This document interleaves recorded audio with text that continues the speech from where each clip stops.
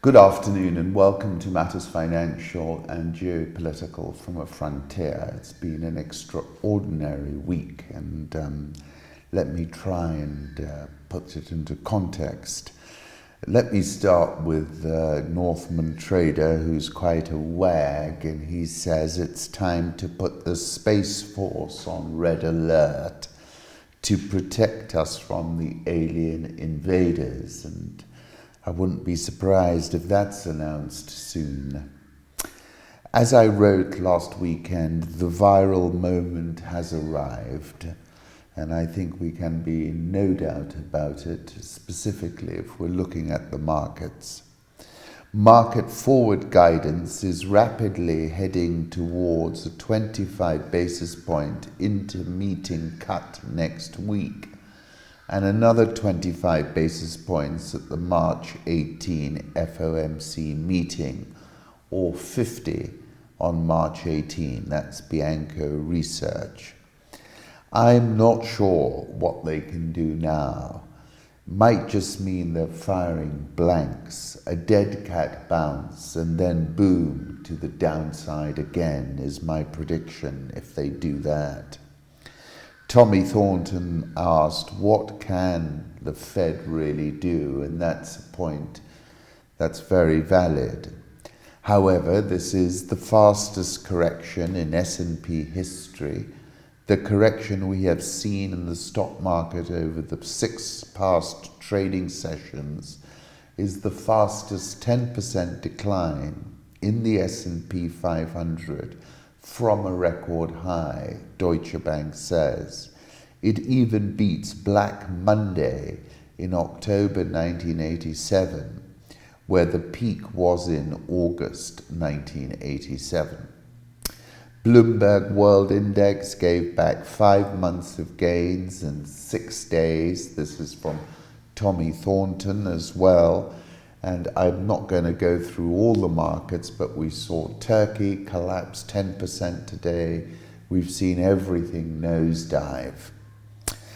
3rd of February, in that iteration about the virus, I was speaking about non-linearity and exponential risks. And essentially that's what we've seen in the markets. We've seen non-linearity and exponential downside trading. The biggest difference between the present sell-off and most previous ones is that the latter were mostly endogenous market dynamics. Here you have an exogenous uncertainty that remains unresolved, and I think that's a very important point. Scott Minard tells me the New York Fed called him today to discuss the coronavirus, not something that ever happens, according to Erin Burnett. He expects global central banks to announce a coordinated move to help calm this weekend. Also says he thinks this is worse than the Great Recession. As I said on the 24th of February, what is becoming increasingly clear is that the world's leaders, economists, and policymakers are linear in their thinking and are flummoxed by the exponential multiplicative nature of COVID-19. I agree with the Richmond Federal Reserve Bank President Tom Barkin, who said, but to my mind, central banks can't come up with vaccines, and rate cuts are certainly not a vaccine. J.S. Blockland, still little improvement in China's economic activity. The challenge is, if you crank up the economy, you basically crank up the viral phenomena again. Gold down on a week where the S&P drops 12.5%. It has got margin calls written all over it. Ole S. Hansen. And I think gold is giving you a unique entry opportunity right around here at 625.60. History shows gold's rally may only just be getting started, said markets. We've come off 7-year highs. There's still room for more gains if history is anything to go by. Gold remains a relatively small percentage of portfolios by historic standards.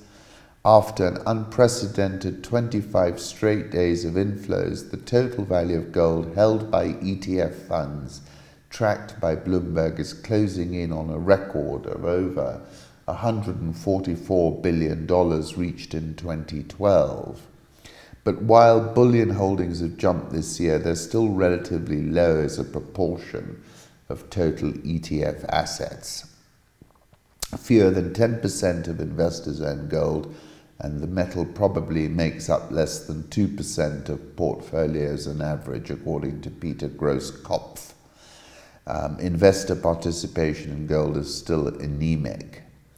Gold's nominal peak would be about $2,700 in today's dollars, Husey said. There's likely quite a share of investors who are looking for a pullback just so they could buy, and I think this opportunity is presenting it to you because of the margin calls people are receiving and having to sell liquid good assets like gold in order to make up those margin calls.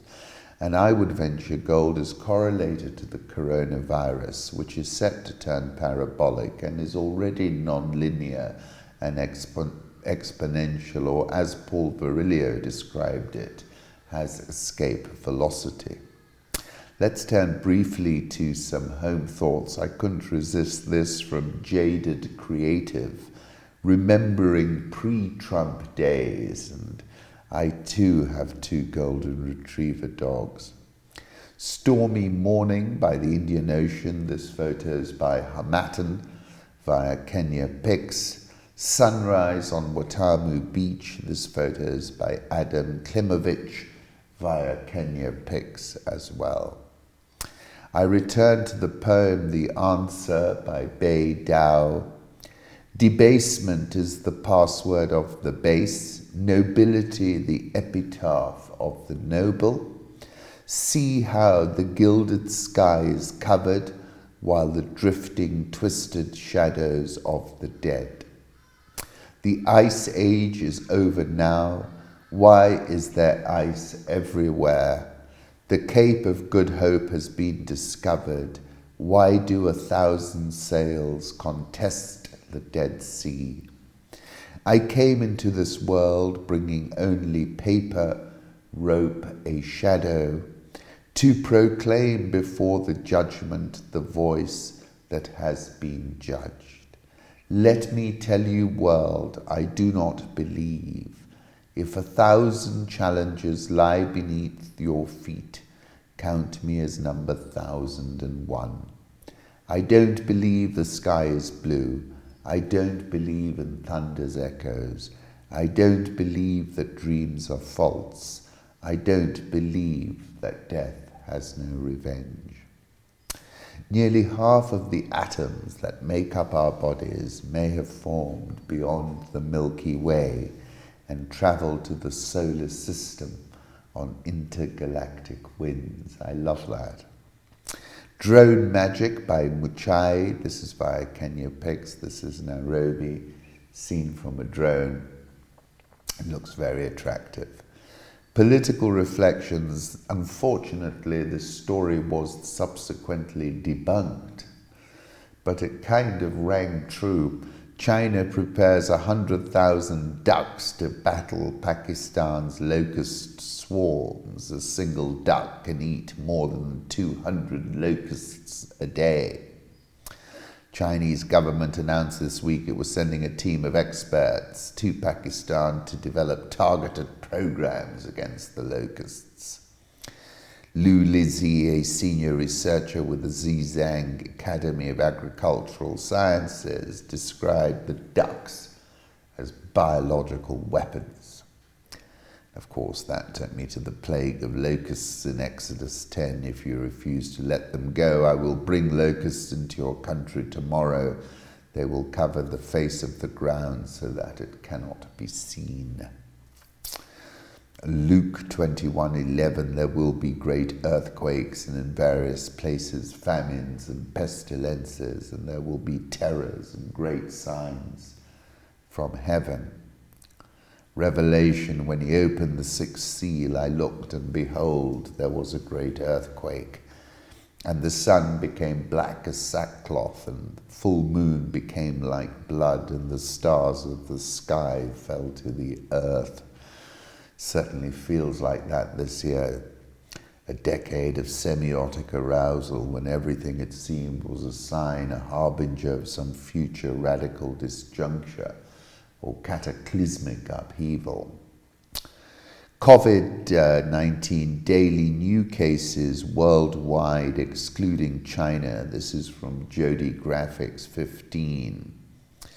Let's just take one optimistic piece of data. This chart gets too little attention. The number of new recovered cases are in green, has been bigger than the number of new confirmed cases in red, and the gap between the two is increasing. That's via JS Blokland. The president of Mongolia, Kaltmar Batulga, handed over a donation of 30,000 sheep to China as President Xi welcomes him in Beijing. You remember that article, which was highly skeptical and said there was a body double representing Xi. As I said on the 24th of February, I think we're past the point of no return in the coronavirus. Now, I came across a very interesting article in SCMP News, South China Morning Post. Coronavirus far more likely than SARS to bond to human cells due to an HIV-like mutation, scientists say. And I've been saying this for a while, intuitively, admittedly, because I'm not a scientist. The new coronavirus has an HIV-like mutation. That means its ability to bind with human cells could be up to 1,000 times as strong as the SARS virus, according to new research by scientists in China and Europe. Scientists show that SARS, severe acute respiratory syndrome, entered the human body by binding with a receptor protein called ACE2 on a cell membrane. Other highly contagious viruses, including HIV and Ebola, target an enzyme called furin, which works as a protein activator in the human body. When looking at the genome sequence of the new coronavirus, Professor Ruan Jishu and his team at Nankai University in Tianjin found a section of mutated genes that did not exist in SARS but were similar to those found in HIV and Ebola. This finding suggests that 2019 novel coronavirus may be significantly different from the SARS coronavirus in the infection pathway, the scientists said in a paper published this month on ChinaXIV.org. This virus may use the packing mechanisms of other viruses such as HIV. According to the study, the mutation can generate a structure known as a cleavage site in the new coronavirus spike protein. Compared to the SARS way of entry, this binding method is 100 to 1,000 times as efficient, according to the study. Just 2 weeks after its release, the paper is already the most viewed ever on RXIV. The mutation could not be found in SARS, MERS, or BAT CoVRATG13, a bat coronavirus that was considered the original source of the new coronavirus with 96% similarity in genes, it said. Meanwhile, a study by French scientist Etienne de Crowley at Aix-Marseille University, which was published in the scientific journal Antiviral Research on February 10, also found a furin-like cleavage site that is absent in similar coronaviruses. A researcher with the Beijing Institute of Microbiology, Chinese Academy of Sciences in Beijing, said the studies were all based on genetic sequencing. The mutation, which Ruan's team described as an unexpected insertion, could come from many possible sources, such as a coronavirus found in rats or even a species of avian flu. Here you see a photo. Scientists found a section of mutated genes in the new coronavirus that were similar to those found in HIV and Ebola. Now, 27th of January, which was the first time I wrote about this, I said some are even pointing the finger at the Wuhan Institute of Virology and the Wuhan BSL-4 laboratory and surmising that the only explanation left is artificial DNA modification. 16th of February, I quoted an article in the Lancet by Boto Xiao and Lei Xiao, who were writing about the possible origins of the 2019 novel coronavirus. Surgery was performed on the caged animals and the tissue samples were collected for DNA and RNA extraction and sequencing. The tissue samples and contaminated trashes were the source of pathogens. The principal investigator participated in a project which generated a chimeric virus using the SARS-CoV reverse genetic system and reported the potential for human emergence. A direct speculation was that SARS-CoV or its derivative might leak from the laboratory. In summary, somebody was entangled with the evolution of the 2019 NCOV coronavirus. 16th of February, I said, looking at the phylogenetic tree recently published, derived using all the full genome sequence, we see the 2019 novel coronavirus does not have a clear monophyletic support given the bootstrap value of 75. Therefore, I concluded there is no doubt there is a novel sequence in the 2019 novel coronavirus, and this is confirmed via sequence alignment, and here's the dot plot. Then furthermore, in an article I couldn't vouchsafe for in Reddit, because it was quite sort of Gabriel Garcia Marquez in parts, I am a senior Chinese military intelligence officer and I know the truth about the coronavirus outbreak. It is far worse than the media are telling you. Last year, large-scale anti-government protests erupted in Hong Kong. The Standing Committee of the Chinese Communist Party considered these to be a grave threat to the integrity and stability of the motherland.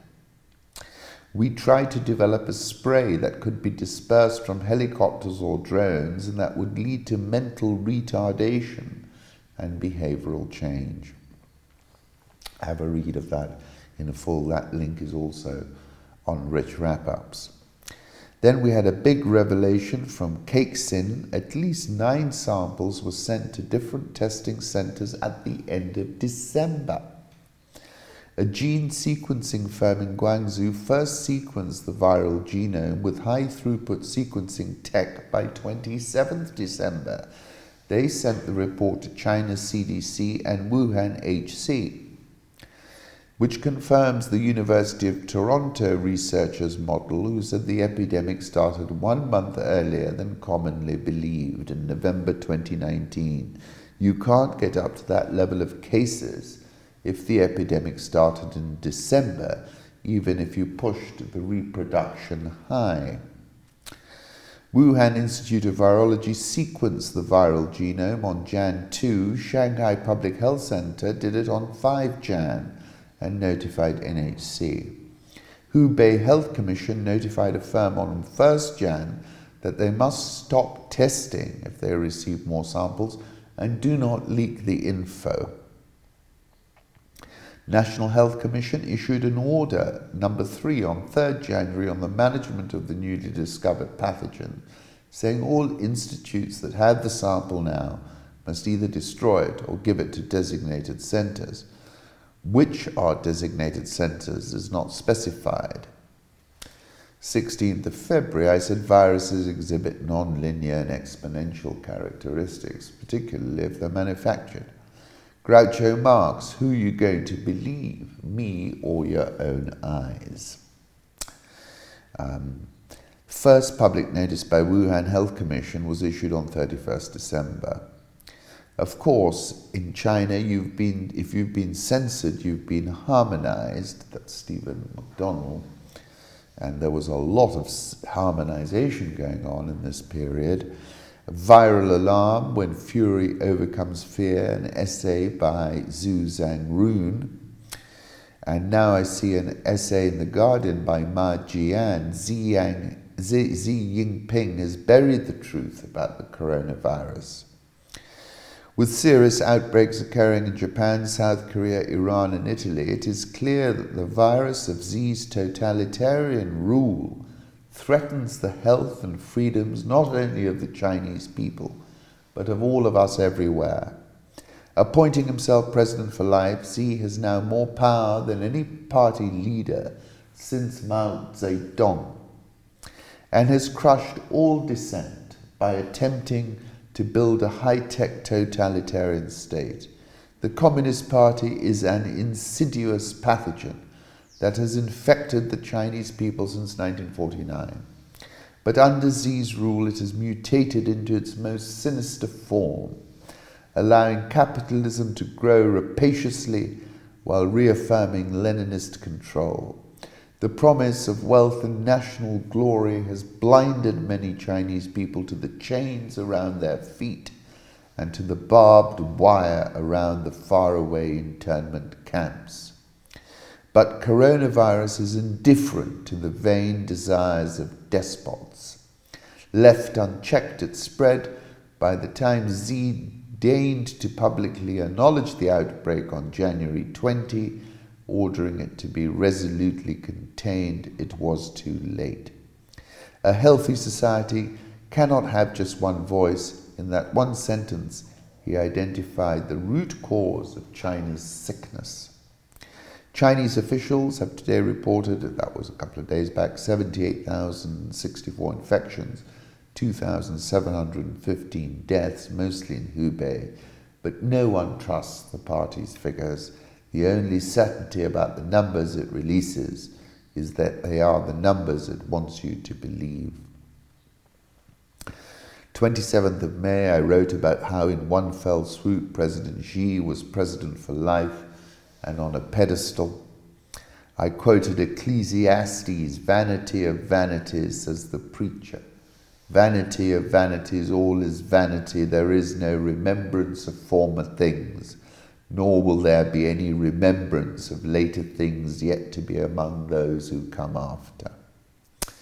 I quoted the China File article, "You will all be no better than fields of garlic chives, giving yourselves up to being harvested by the blade of power time and time again."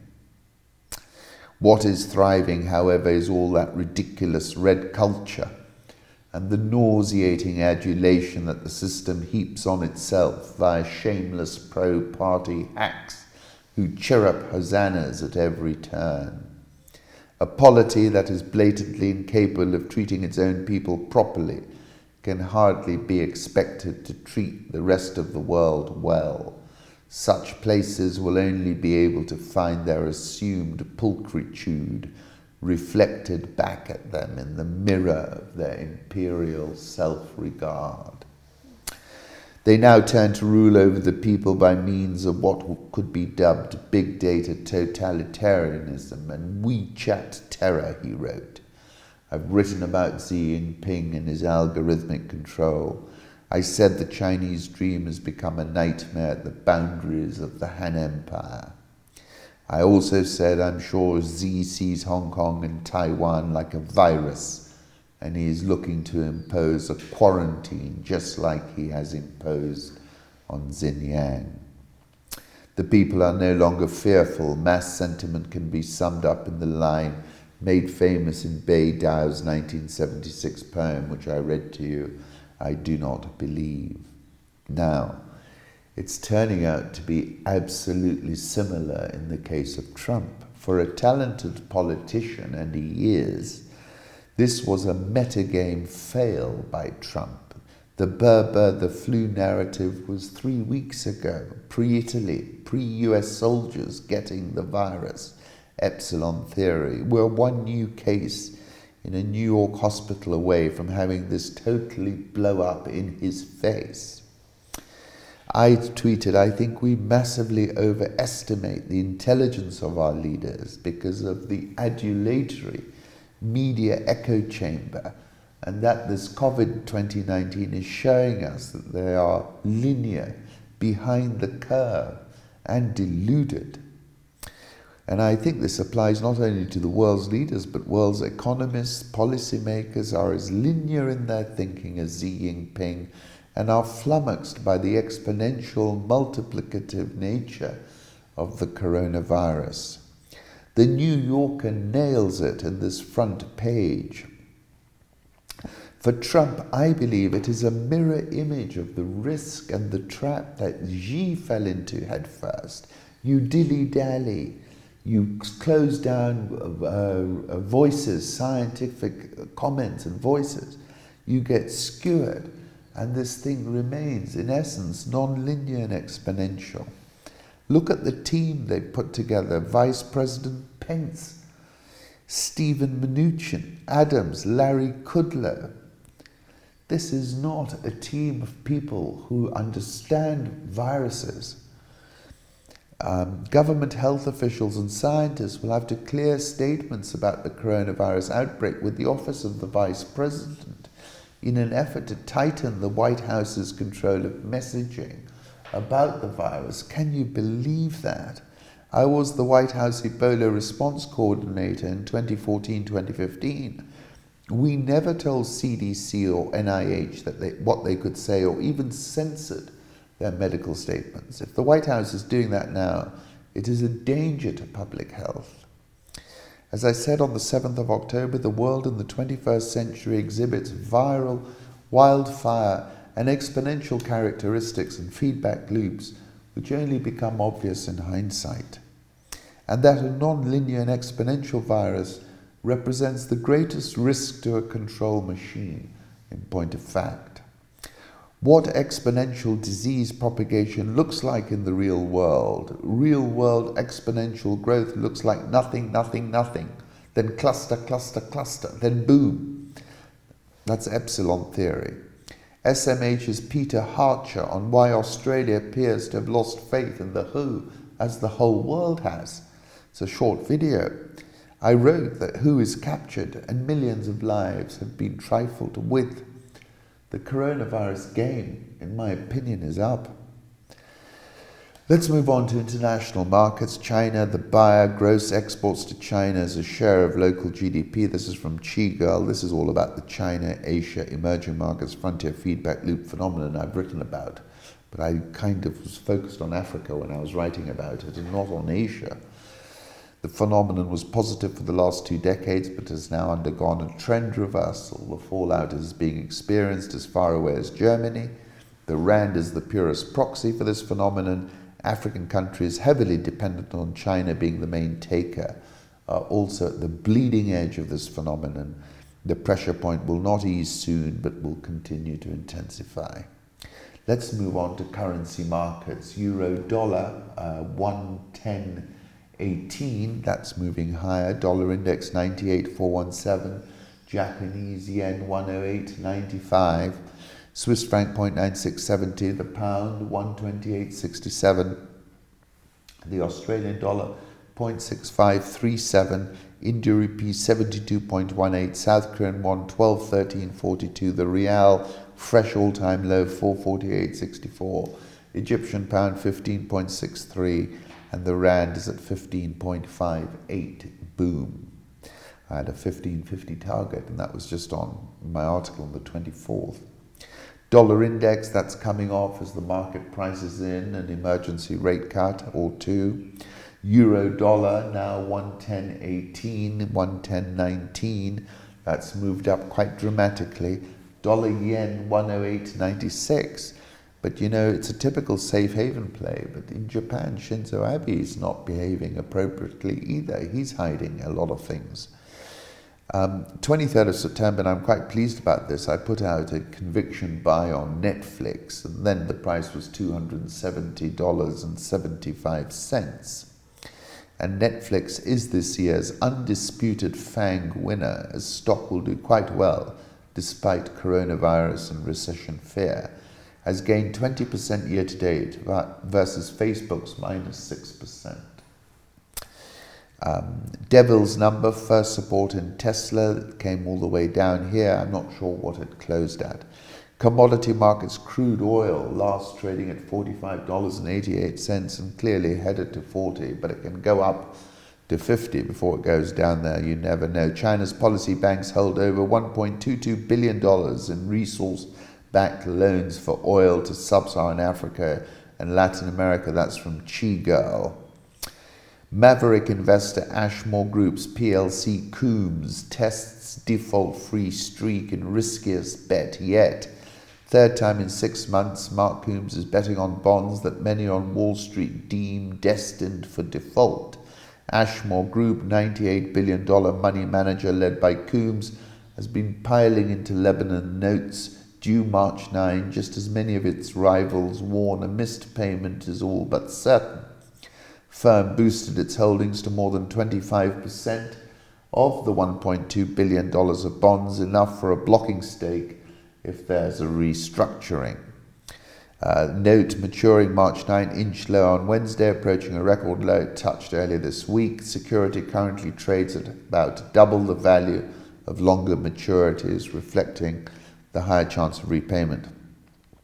Ashmore's bet is that Lebanon has been rescued in the past and will get rescued again, said Carmen Reinhardt, an economist at Harvard University. He's very clever, Mark, but I think in this case, geopolitically speaking, Lebanon's an orphan. It's not about their exceptionalism for abiding by contracts. If Lebanon defaults, it would be the latest in a series of high-profile blunders for Ashmore.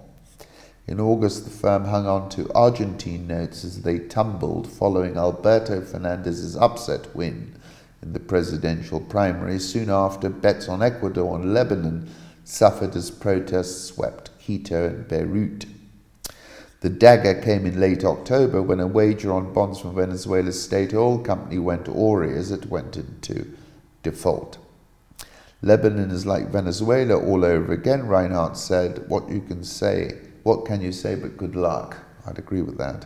I wrote about Lebanon in an article on the 21st of October called The New Economy of Anger. Sub-Saharan Africa, as I said in my coronavirus article, we are past the point of no return. I did an interview about 10 days ago with Bruce Whitfield, extreme concerns about coronavirus making landfall in Africa. Have a listen. I think it was quite prescient.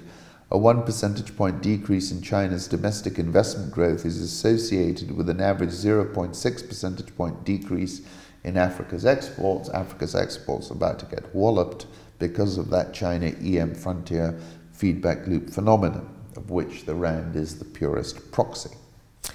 Now, Federal Ministry of Health has confirmed a coronavirus case in Lagos, an Italian gentleman. First case in Nigeria, an Italian citizen who works in Nigeria, returned from Milan, Italy to Lagos on Feb 25. Go back to Epsilon. Nothing, cluster, and then boom. And we're in that nothing. This was probably the first cluster in sub-Saharan Africa. Daily Beast was saying, most troubling of all is the situation or curious lack thereof that in Africa, and saying it's just because it is not being diagnosed, which I said on the 27th of January, I have to assume that the coronavirus is already in Africa but just not diagnosed. That's a racing certainty. Take Ethiopia, which has 1,500 passengers coming from China every day. So to date have conducted less than 30 tests. So what on earth are they talking about when they say they haven't got a case? They don't know. And as I said on the 3rd of February, Bole is the epicenter of China-Africa connectedness.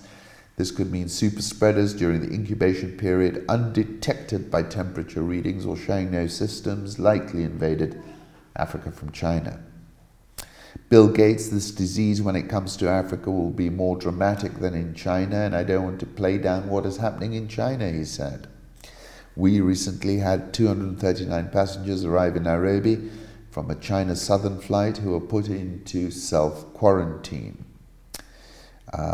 Universities and scholars will study the date, the time, the reasoning, the political leverage deployed, and the asymmetric power balance that allowed Africa, that meant Africa let this disease come in to this degree.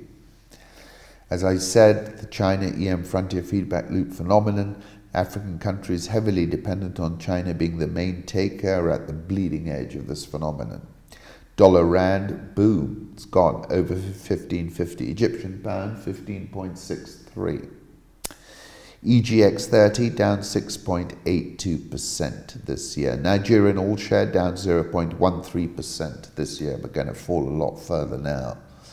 Ghana Stock Exchange down 3.55% this year. Pentagon's US Africa Command, African bases obtained via the Freedom of Information Act. This is Nick Terse on The Intercept. He does a lot of good work in this space.